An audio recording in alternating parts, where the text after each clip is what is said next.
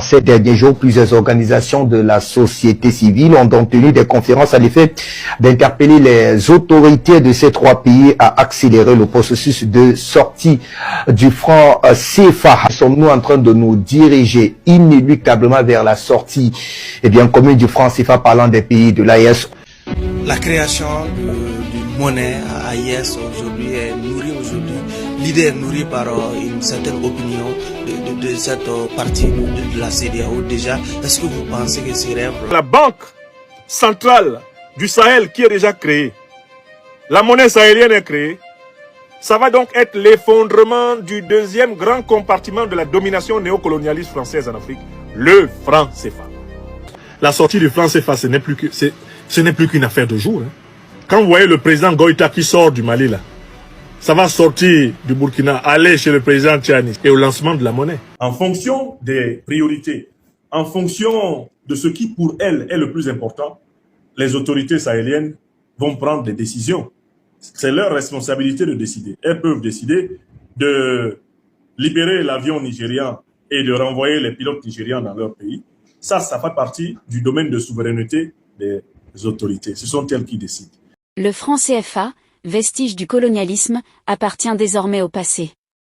Le deuxième sommet de l'Alliance des États du Sahel, AES, qui s'ouvre ce 22 décembre 2025, marque un tournant décisif dans l'histoire de l'Afrique francophone.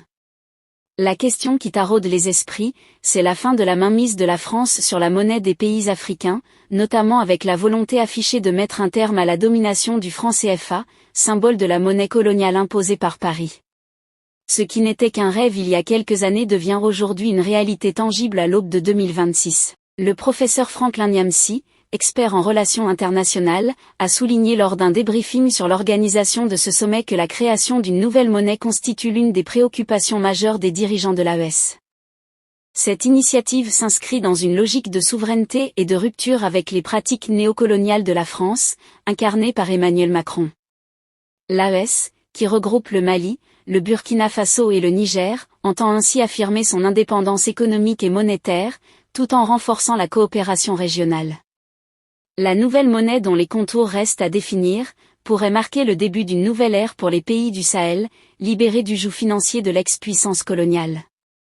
Une étape symbolique et stratégique pour ces nations qui aspirent à prendre en main leur destin. Le professeur Franklin Nyamsi a déjà alerté le peuple du Sahel concernant cette nouvelle historique qui va tomber après le deuxième sommet des États du Sahel dirigé par le général Assimi Goïta.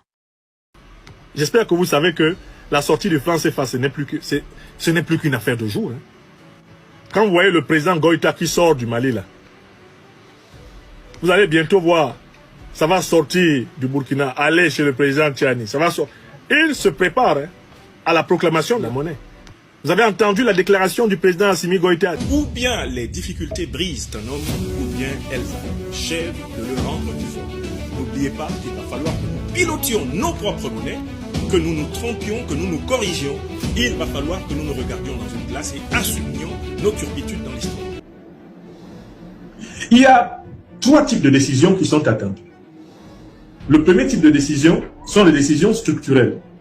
Celles qui concernent la forme de l'alliance, l'évolution de l'alliance. Vous savez, l'alliance est passée d'abord la formule Alliance des États du Sahel, Alliance de nations, Alliance d'États, pour devenir la confédération de l'Alliance des États du Sahel. À terme, la confédération doit devenir la fédération sahélienne, la fédération des États du Sahel. Donc, l'une des premières attentes, c'est de savoir si la forme de l'organisation va évoluer vers une plus grande intégration. La seconde grande attente, et c'est l'attente la plus importante, c'est l'attente économique.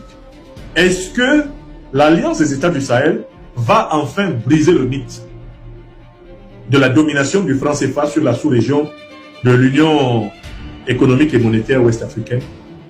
La domination du franc CFA sur une quinzaine de pays africains va-t-elle connaître le commencement actif de sa fin avec la suppression du franc CFA et l'érection d'une nouvelle monnaie africaine, la monnaie Sahel?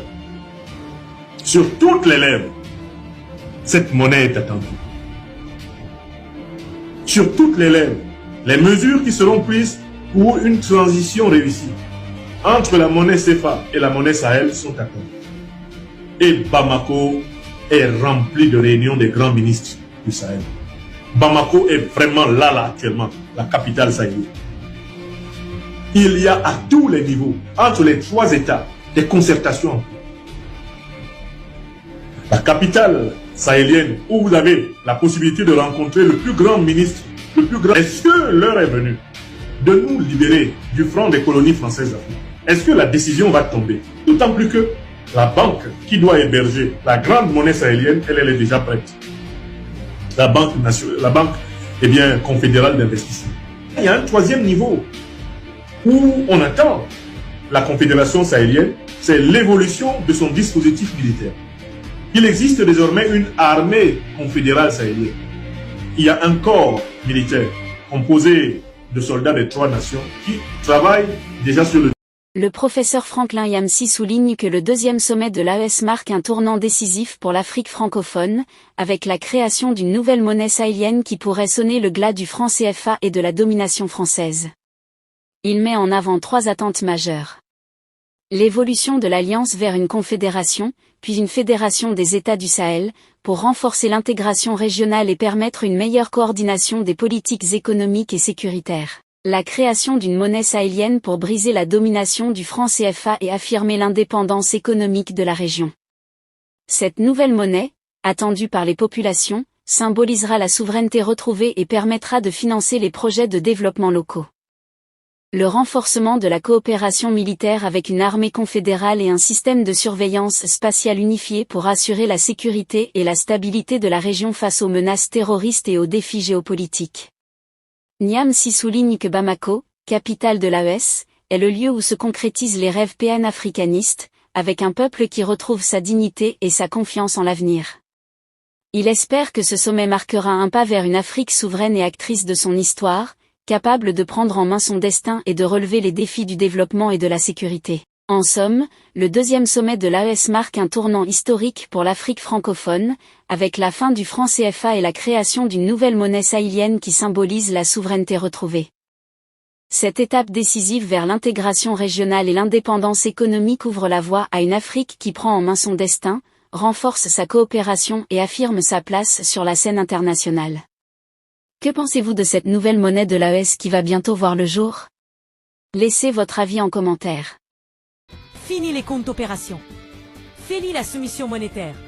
Le Mali, le Burkina Faso et le Niger ont officiellement lancé les bases d'une nouvelle monnaie. Une monnaie africaine, souveraine, solidaire, construite par le peuple, pour le peuple. Plus de vols, plus de pillages organisés par les anciennes puissances coloniales. Si vous avez trouvé la vidéo intéressante, cliquez sur j'aime et partagez à vos amis. Mais n'oubliez pas de vous abonner et de cliquer sur la cloche de notification pour ne pas rater mes prochaines vidéos.